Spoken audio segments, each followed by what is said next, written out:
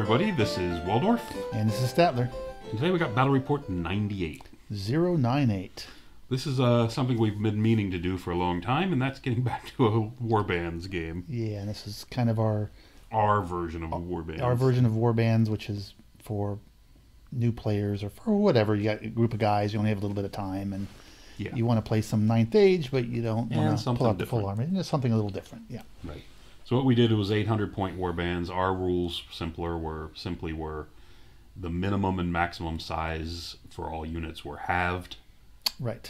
So if you normally have a maximum size of 50, you can only go 25, and you can go minimum half size. Right. So if you had a minimum size of 10, it becomes a minimum size of 5. Correct. And all numbers were rounded up. Correct. In case you had 15. Yes. So anyway. And you had to have a character, and you had to follow the. We actually did it simpler than we used to. We said you had to follow percentages. You had to follow the percentages in the army. Yeah, I think last time we just said for every 2 cores. Yeah, it was matched, but that was when they had the old composition rules. Correct. The new ones is a little more complicated. It is, but Yeah. I think it works out. I think it worked well for the game. For Yeah, the no, composition. I think with the new composition rules, it does work. Yeah. Okay. So that's the basics. So based on that, with 800 points, this is my army. I brought a Orc and Goblin list and took a war boss with the shield and the warg. Yes. 12 common Goblin common Orc Ed Bashers with extra hand weapons. You're used to playing goblins. 5, yeah, I am. This is a list I had more Orcs than Goblins. Yeah. 5 common Orc it War works Boys. in the Warbands game. It does. With light lances and shields. 15 common goblins with bows, shields, light armor. A unit of a 5 Nasher herd, and a goblin chariot. Yeah, it was this. I looked at this and I said, this is a chance to actually use the army how I see it as kind of more of a horde-ish army. Right, and this is a horde for an 800-point game like we were playing. It would. I thought it would be. Just imagine if you didn't take those boar riders, you could add really a lot of guys. Yes. Well, the boar riders actually 5 boar riders are cheap. And not as cheap as the guys on foot. They're pretty cheap. Yeah. Anyway, so Dread Elves took a captain with a raptor with hero sword. I think he also had that 6-up ward save item, which I did not list. Yeah. Now that I think about it, he took 5 repeater auxiliaries, 3 dark raiders, with crossbows, 3 dread knights. They had a standard, I believe. Yeah. And 3 raven cloaks. I think they had double hand weapons. The raven cloaks? Yeah. Yes, I believe you're correct. There was a Kingdom of Equitaine player who took a paladin with the hero sword and a charmed shield. That's reroll the first failed armored save. Right. 5 Knights of the Realm, 3 Knights Aspirant, and a Scorpion. Right. I think he had command on his Knights of the Realm. I think he had a standard. I don't think anyone had musicians. No, he didn't take a musician because I remember he had a maneuver problem. Yeah. But I think he had a standard. And then a Saurian Ancient player who went with a Ancient Veteran or whatever Scar they're called. Veteran, yeah. Not Scar Veteran. Oh, that's the old name, yes. Whatever they're called. Whatever they are now. And then he went the opposite. He went Horde, the biggest unit in the game. Yes. 17 Saurian warriors with spears. Yes. In addition, he had 5 skink hunters. So 2 units. I mean, he really went minimal on that. And then with the 1 big unit, which he figured would just push through anything, was his idea. Yeah. All right. So I set this up and decided to try something different.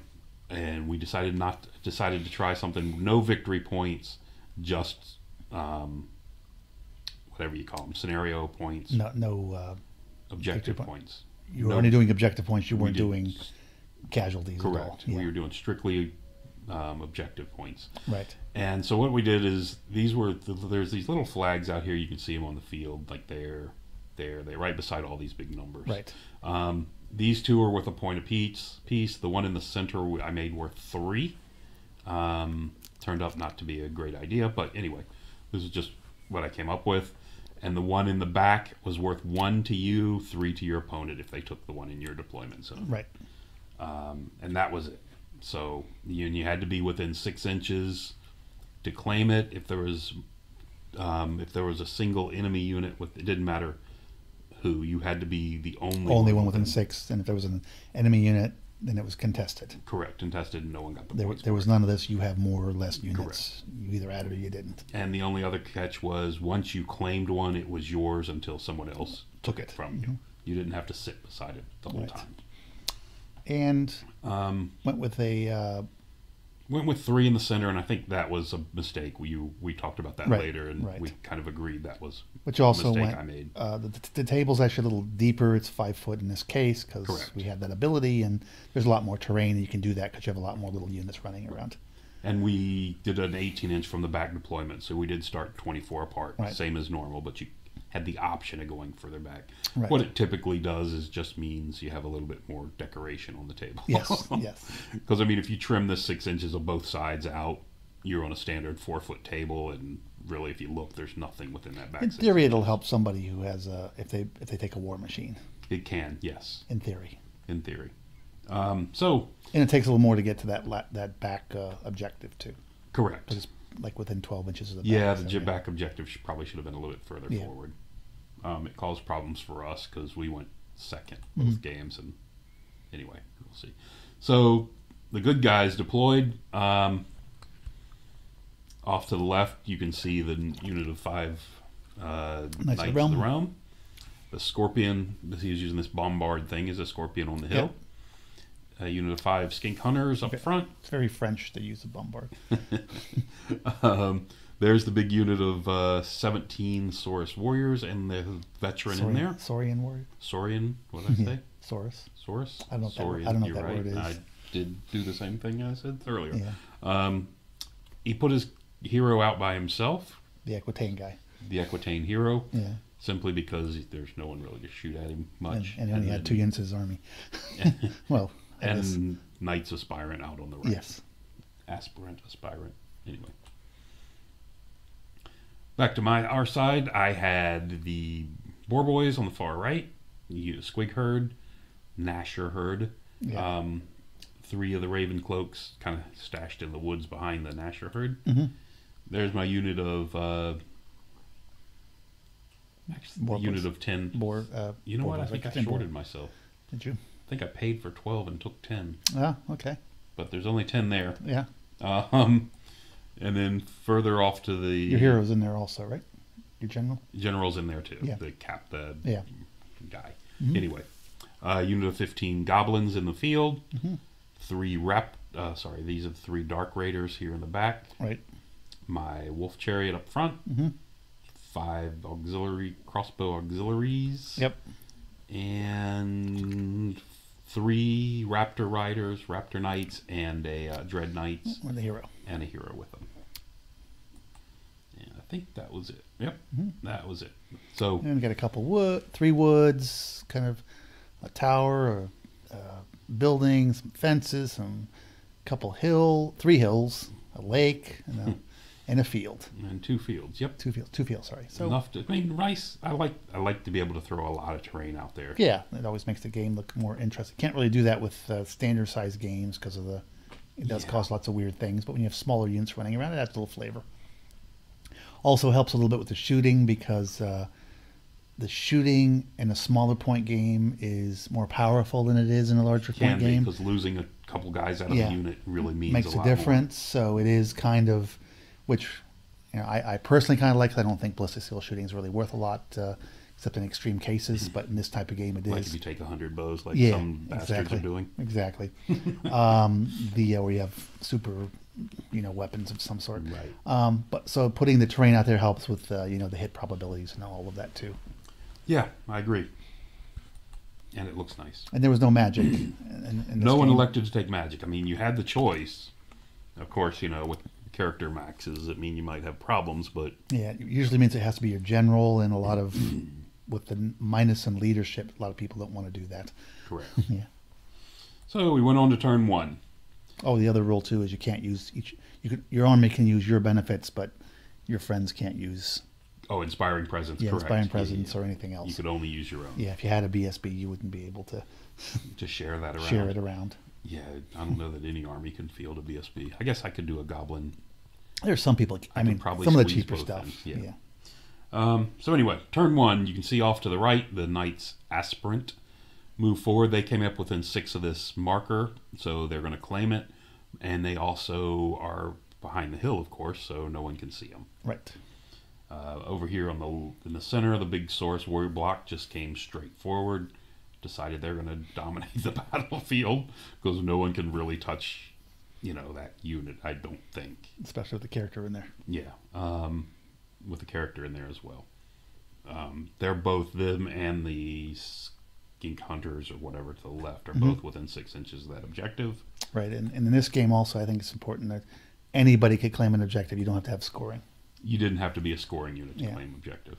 So this was just kind of pointing out that they claimed that one, and they did claim that one. Right. And you can see the Knights in the back, Knights of the Realm in the back are just kind of going to get the other one. I think they got within 6 of that one too, didn't they? Yeah, I think they claimed everything early. And then they tried to do some shooting. And that's about it. So, that was it for their turn. Yep. So we did the scoring at the end of every player turn, not the every game turn. That's another thing to consider, I guess. I think it's fine. So basically, because of the points there, they've got the 3, the 1, the 1, the 1, the back. So they gained a total of 3, 4, 5, 6 points, and we gained 1. Yep. So anyway, because the only thing we had was the 1 in the back. So it went to our turn.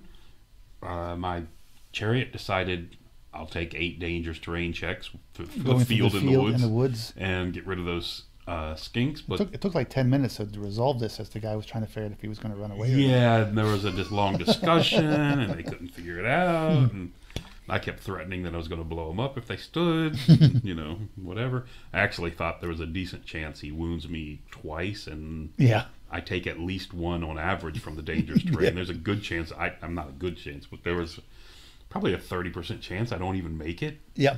So, which worried the hell out of me. I was really, I was very happy when he decided to flee. Anyway. There was also possible you'd roll below average roll and not make the charge. And which would really be terrible. Anyway, so he decided, but in the end he decided to flee because really he was worried about me hitting him, smashing him, and then pursuing through and get towards where the war machine was in the back. Right. Which, another 4 dangerous terrain checks. I wasn't doing that. Anyway. So he fled. You can see you can see the front corner of it barely on the left. Yeah. Because it didn't move up very far. Right. Other than that, the orcs moved up a bit. The Nashers just kind of shifted off to the right. Everybody just kind of inched up except for your cavalry. My cav went up, and they were not... I don't think they were able to get within 6. They were not. If I remember correctly. So, did that. And there you see the left-hand side. Everyone just kind of moved forward. I think the crossbows just held their ground. The crossbows held their ground, and so did the Dark Riders, because they had to stay within 6 inches of the marker to claim it for us. Yeah, first he moved away, then they were, because the way the rule was, you had to be on it at the end of your turn. I think we got it. No, we did get it. Sorry, they did move up a bit, now that I think about it. Because they claimed it at the end of their player turn. Yeah. Never mind. And then we just started shooting. And you can see, I think there's only 2 missing, maybe 3. I think he pulled 2 from this side, 1 from this side. So our thing was, this unit of 18 models, we don't got anything that can deal with that, really. Right. So we just decided at least not in close combat. Shoot it up, which unfortunately, because this was a 3-point victory token right there in the center, was really costing us because we can't move forward and challenge it. Right. With that big unit sitting there that can destroy anything. The Dark Riders weren't quite in position to go up there and mess with it. Correct. Yeah, if they would have been closer, then they could have just marched up into the forest and at least claimed, Right, and just stayed out of line of sight of that infantry, which they should have been able to do, but did not. Because we didn't plan for it. I think because like I said, we planned for them to stay back and hold that objective for whatever reason. Right. And there's some guy in our way on the left. So we moved on to turn 2. Turn 2, His skink hunters did not rally and continued to run. So much for cold-blooded. And in addition, he did not manage to panic.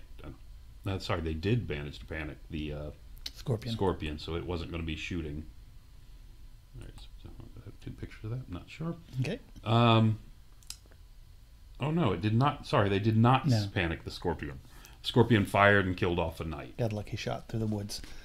Lucky shot through the woods and killed a knight. And elsewhere, they kind of just remained the same, except his hero on the right, the Equitane hero, came forward. Yes. There you go. So that's where it ended. So we go to the bottom of turn 2, and I'm looked at this, and I'm not within 6 inches of the objective on the far right with my boar boys. And I can't claim it without going on the hill. Right. And if I go on the hill, of course, the knights aspirin are going to crush me. And they're piling up objective points. And I've got to do something to stop the bleeding. Yeah. So the solution for me was to move 14 forward and wheel a bit and get both out of my line of sight. Yep. At the same time of spinning within 6. So his angles were slightly off because he could have stopped you from doing that, but he didn't. Had he angled the character differently or the knights differently. Right. In addition, I moved up the Nashers on the left. I still made sure that the characters in my front, but my thinking there was, if I don't move those up, he's just going to come forward a bit or whatever. He can do whatever he wants to harass me. This way, he's got to go after him if he wants to get rid of him. And he's got to decide if he wants to defend that troop block flank or not. Correct. Over here on the left, you can see the Dread Knights are just splashing through the terrain. They did manage to get out of arc of the Equitane lands. And there we go. In the center, I elected not to move the chariot at all. Yeah. And go for the additional 3 bow shots. Yeah. Because they're so awesome. Yeah, everybody helps. And you can see we've taken off the back rank between the shooting, like there's one might maybe still back there, but yeah. I think so. Can't tell. Yeah, there may be still one back there. So we killed a couple more guys. The Dark Riders this time have decided raiders have come up to contest the objective and shoot at the guys a little bit and try to shoot the guys a little bit. Now they've cleaned off the back rank. Yep. I think they finished them off. Look at that. Somebody was checking angle for something. I think it was the crossbow. Ah, yes, because you killed some more. Yeah, there's another one dead over the far right. Oh, yeah, that's what it was. We were checking to see which one's the chariot blocked. Right. Because they can't see through the chariot. Right. But anyway, they dropped off another one. Now that blocks down to 5 guys in the front, 5 in the back, and a hero. Back to the same size as my unit. Right. And now I'm feeling a bit frisky about that. Yeah. The other reason to bring the Nasher herd up here on the right and bait his character into it, so as his character's not around if we go at the that way you get a potential charge in the flank. Right. If he doesn't go at the Nashers, I've got a flank. If he does go at the Nashers, then he's going to kill him, but it's going to put him out of the way. Right. Was my thinking, at least. Turn 3, and I want to point out this here that you see the die is sitting on the ground cloth. It's an entirely different color than it shows here. Yes. Funny how photography works. Yeah. Any of your photographers can maybe explain to us why after each frame the ground cloth changes colors throughout this whole thing. Yeah. We weren't actually changing colors under the exact same lighting. And there's not like a glow light or something going on that's the mood light in the room. Yeah. Anyway. I kind of figured the dice one because the green dye is probably messing with the color filter, but could be. When it's not the case and it's the exact same picture, you'll see it's kind of weird. So anyway, so he's checking his ranges for the Source Warriors. He's got, it's like a 14 for him. So it's not that, it's a 10. he's probably not going to make a 10. It's much closer if he wanted to go at the Nasher herd, but that puts him way off in the middle of nowhere if he does. Right. After all this deliberating, he elected not to charge with the Sauruses, the Saurians. Meanwhile, his commander decided to go in after the Nashers. The Nashers should be an easy fight for him. And elsewhere, he just kind of stayed where he was. He drifted over toward the woods. Sorry, he did. He shifted 2 inches because he wanted to get away from those boar boys. The boar boys on the hill do have them in arc, and he just wanted to increase the range a bit, which he did.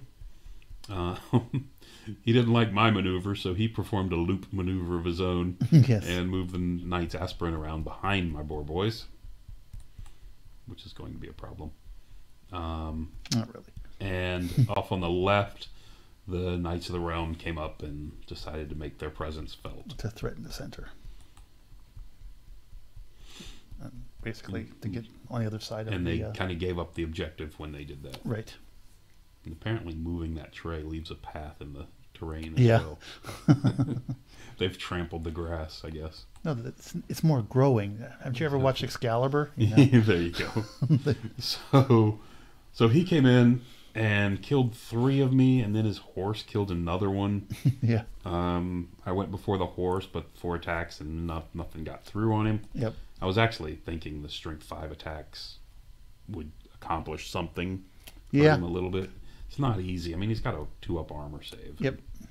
And gets to re-roll the first failed. Yeah, and he took the token of late, so he was only against armor. He was doing AP saves, not strength saves. I'm not sure why he just decided that. He was afraid of elves, I guess. Anyway, but he had this list ready when he came, so yeah. I mean, he didn't build it for this opponent. Anyway, so he wiped me out, ran, and of course I broke from taking 4 in a charge, and disappeared without doing anything. He overran out here in front of the Raven Cloaks, and it came up to my turn. So I declared the warg. I think I needed to roll a 10 with the boar boys on the hill. They need to change the name of that. Just I'm not a big fan of the warg. Just doesn't come off. Yeah, it doesn't come off the tongue. It doesn't. They need something. Yeah. So I declared the boar boys up on top. They needed a 10, I believe. We were 14 apart here on the bottom, but now I'm movement 5 with Swift Stride, so I need a 9 to get in on him. Right. With my which is an average roll almost. Yeah, with the Ed Bashers. Yeah. And then to assist him, I sent the Chariot in as well. Yep, why not? I figured even if there's a decent chance the Chariot goes in alone. Yes. But the Chariot can do its damage and then just even if it does, let him free. Right.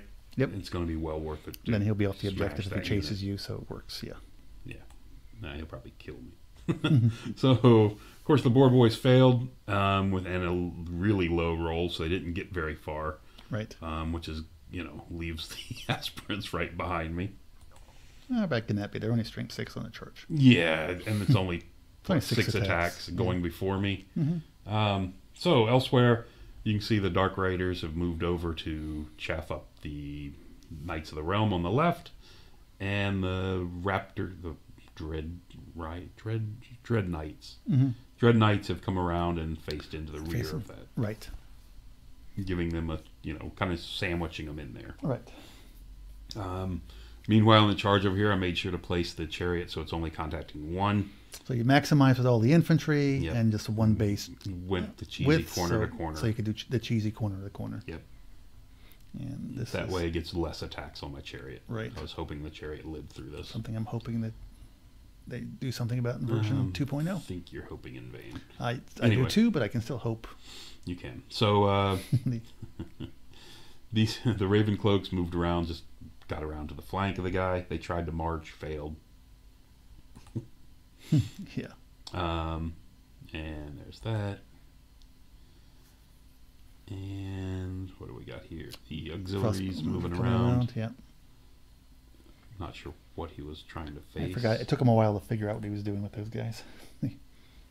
So Impact hits. I mean, we hammered this unit. I Yep. mean, you can see what's left now after our attacks. Mm-hmm. He attacked back. He did. We did.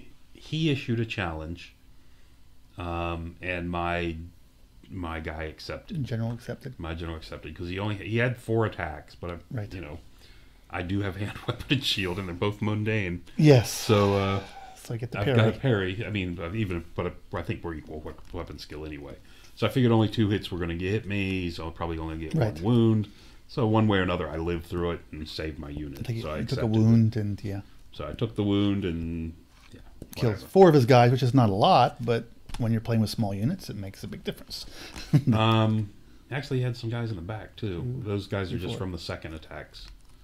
The impact hits cleared off some. Okay. And then the orc attacks cleared off those 4. Oh, okay. And since I went in initiative 3 because of the paired weapons, right, he was going later. Yeah. Yeah, no, he had more. He had almost a whole second rank when I went in. Oh, I thought he was weaker than that. Back up.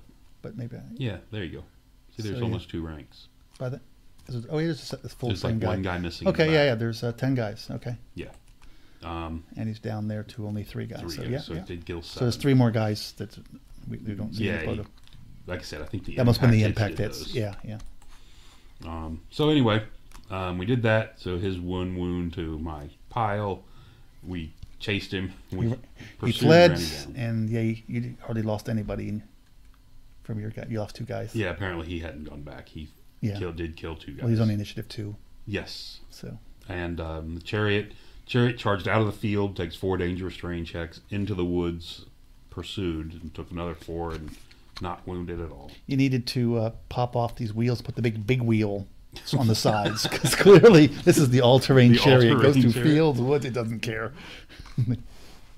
So anyway, moving on to turn 4, they're up. So at this point also, the objectives start swinging the other way, because it looked like it was looking pretty bleak at the beginning. It was, because for the first 3 turns, which is 6... Because you guys were grumbling, I don't think we can make this up. Yeah, we couldn't. I mean, it was close to impossible. Yeah. But anyway, because they were way ahead. They were scoring, 3 for the center and at least 2 for the flanks, and 3 more. Turn. So yeah, they were getting. They were getting 6, 2s. and you were getting 1s for a while. So yeah. It was not good. Anyway, so there you have the overall picture going on to turn 4. Yep. Just another view of that. So he declared the charge. The Knights of the Realm declared the charge. The whatever they call it, Dark Raiders. Dark Raiders fled, and after we talked about it, they should have stood. Yeah. Based on the angle, the problem is where they are. They fled to within 6 inches. Mm-hmm. So he went and killed them. They declared the Knights Aspirant declared a charge on the Boar Boys who fled. We didn't go very far, and he caught me. Yes, you were like I think I 2 1s and a 2 really or something like that. Yes, which wouldn't have mattered one way or another. But the disadvantage to them fleeing the Dark Raiders was because it allowed him to hit them and do a reform. Made his check and reformed and became the back of that unit's within 6 inches. Right. So he can challenge it as well. So he's got 5 of those. The disadvantage, of course, it puts the Dread Knights off to the left, right in his flank. Yeah. So now, with my chariot sitting here in the woods, and he also rallied the Skink Hunters in the back. Yeah, I think they fell twice or something. They fled another turn and got off the hill, and then finally rallied on his turn.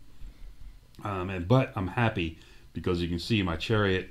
No wounds on it, can charge out of those woods. And get rid of Mr. Scorpion. Get rid of the Scorpion, overrun probably into the Skink Hunters. Yep, because of the angle and Looks the way great. the round base works. But anyway, the one thing I hadn't counted on is the Scorpion can shoot, and it erased my chariot. Yes, it did. One shot at it. And because it does D3 plus 1 wound. So the other thing he's done is he's moved his Equitane captain around here. Yep. Equitane, not captain, what is it? Anyway. Here, a paladin. Paladin around here, so he's within 6 inches. It doesn't look like it, but he is within 6 inches of that. To grab that 3 points in the back. To grab the 3 points in the back, and we've managed to deploy both of our units outside of 6 inches. Right. So that's the overall look going into the bottom of 4. And bottom of turn 4, the goblins get frisky and charge the front of the Equitane unit. because they've got their buddies off to the flank coming in to help them. I thought you'd send those orcs towards the back to get that 3 points. Should have. In retrospect, should have. It would have made a big difference. Anyway, because at this point, I wanted to turn around. I wanted to turn around to face the aspirants. The aspirants, but that wasn't necessary. Yeah. And I should have realized there's nothing I could do about that. And like I said, this is turn 4, and I'm facing this direction, which they're not going to do anything. Yeah. Unless the aspirants decide to charge me in the front. So anyway, so we have that, and the Raven Cloaks came forward, got within 6 to retake this objective, and they can keep harassing the aspirants. Try to do some shooting. There you go. The crossbow auxiliaries have turned around and got ready to shoot up this Said, I dare you to fight me. Yes, because they're brave. Shooting here does nothing. Shooting there does nothing. Combat combined. I'll say combined because we killed a bunch of them. Combined, we killed 3 of them. I elected not to pursue with the goblins and let him do it, and he pursued them into the woods. It failed to catch them by an inch. The goblins reformed facing this direction, so we can start shooting up this guy and go charge him because we're awesome. We just got rid of 1 unit of knights. And we go on to turn 5. That's my dead pile growing. Turn 5. That's what it looks like going in, and what happened? He declared a charge on the crossbowmen, and they decided they didn't want any part of it. Yep. They fled, and he failed his redirect because he was going to charge into the goblins. And goblins, he failed it. And failed his redirect, and that's his failed charge. Yeah, I think he managed to stay within 6 at the same time. He did. It didn't really matter because it wouldn't reset. And the crossbowmen, I think, actually ran through the tower and didn't take any casualties. Correct. 3 of them went through the tower, and none of them took dangerous terrain for that. Just lucky. Aspirants came back around to get their objective back and threaten the Raven Cloaks. Raven Cloaks. And the knights in the woods rallied. They rallied, The knights of the realm. And you can see the skink hunters have come back a little bit. Come back with a vengeance. Yeah, you're right. Had I just continued moving 8 inches, they would not have poked their heads around that. They would have sat back there in the woods probably. And if you got a successful charge off, it'd be even better. Yeah. Anyway, so, and you can see they came up and shot, I think, 3 of my guys. He fired the Scorpion first, which was a mistake. And he killed like 3 of your guys. And the reason it was a mistake that's what it was. is because you were barely in range of the skink hunters, and the scorpions killed the guys that were in range. So he didn't have a shot with the scorpion on it, with his I remember skink that hunters. Now. Yes. Yeah, so that was funny. Yeah, because had he done it the other order, of course, he would have had those 12 shots with blowpipes. Wow, it's actually sidebar. The way the light's hitting that game marker, the red game marker, it looks like it's solid with scratches. You don't even see the scratches in real life. No. And it's translucent, so that's funny how light works. Yeah, very Christmassy.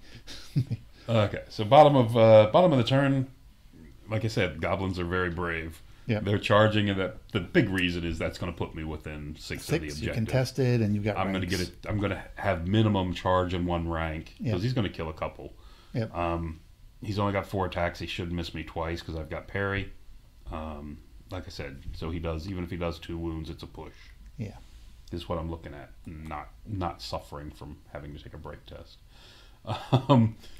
In here, he charged. He could have charged, and someone reminded him he had to take a stupidity check. Yes, and he failed. Yes. He made a stupidity check and failed. The Ravencloaks tried again to march and failed again to march, so they cannot get out of the arc of the aspirants, and so they just formed up and got ready for it. Yep. Goblins, of course, made it in, because goblins are the game breakers in this thing. Yes. And the orcs just reformed, and I put the general down on this end. So stay within 12 of your other goblins. It is, well, they're not. He's not within 12. But the thing was, I was looking for was the because now that the Dread Knights are stupid, it's going to let his knights charge, and if that gets stuck, I'm available to hit him in the flank. That's what I was looking for. Okay, yeah. Over here, my calculation that he would only kill 2 of me did not work out real well for me, as you can see. See, I did lose the combat, but I did manage to stick. Yes. Because I had a charge and a rank, he had 3 wounds. 3 wounds. Apparently, I wasn't counting on the horse. Anyway, so turn 6. That's what we look like. Over on the right, you can see the aspirants charge into the Raven Cloaks. Yep. That's not going to go well for them. His Knights in the Woods charged into the Dread Knights. Did they? I thought they did. Yeah, because we talked about it. He wasn't going to be able to get out of arc, and he figured that... I thought he just stood. I could have sworn he charged. Because it was late in the game, he decided there was no point in... Did he? Because the character he thought he was going to kill him. Okay. So he figured it was better off just to block, so the Dread Knights wouldn't get a breakthrough and be able to threaten the Scorpion. Okay. I thought, maybe that's what it was. Yeah. Over here, we managed to put a wound on him. Because I remember somebody giving him that hint. And this was on his turn. His turn, he actually completely fluffed. You can see he's only killed 1 of me, and I put a wound on him. Yep. So I actually won that round of combat. Yes. He did stick around. And then on our turn 6, the character has left this unit and ran out here. Oh, this was the other thing. The on his turn, I had the 5 guys and my general in this unit, who's just a hero, but he's my general. The skink hunters moved over to the side and shot me, and managed to kill nobody. He just rolled badly. Because had he killed a single one, the Scorpion on the hill would have been in the flank. Not only been in the flank, but it would have also been able to target the general. Right. But of course, they didn't kill a single one, and I don't think it mattered anyway, because I think this thing missed, if I recall. But it was a nice little setup, but it didn't come off. The Dread Knights did charge into the woods, and after the 2 remaining Knights of the Realm. Another round of combat. This one went more as expected. He killed 3 of me, and I took none back. But because I did leave the unit, it did put him within 12. Right. And I left. You know what? I left this even knowing from earlier in the game, knowing that Scorpion does D3 plus 1. Right. I left thinking, oh, it's okay because it only does D3. It's not as big chance. Yeah. Anyway, not realizing that if it hits me, which is a 6, I think, at this range, but if it hits me, there's like a 66% chance it kills me. Yeah. Anyway. But the game didn't... He does have to wound. But. Yeah, but the game's not about... This game wasn't about killing things anyway. And it was about killing things, as it was. So, so there you have it. That's where it ended up. The 2 did the fight in the woods. They did the fight in the woods. They died. He just set them off to the side. Yeah. He didn't bother overrunning because it accomplished nothing. Right, because the time was out. And all it does is make him take dangerous terrain checks. Yep. Which could have panicked him, I guess. Which wouldn't have mattered because again, we weren't playing killed points. Mm-hmm. So that's where the situation ended up. Because of the early jump out and not only the situation, but the game too. The situation, yes. Yeah. Because of that early jump out they had, and us not being able to willing to go forward and deal with that unit of sources in the middle, even though the sources never really did much, they did score a lot of points for him. They did get like 12 or 15 points for him just by sitting there and being able to bring his character around and you guys not threatening the one in the really at any time trying to threaten the one in the back. There's correct to take that to counter, but yeah, they ended up doing a pretty good smashing of us, 33 to 24. Mm-hmm. So that's what we had. It was a fun game though. I love these I like these little Warbands games.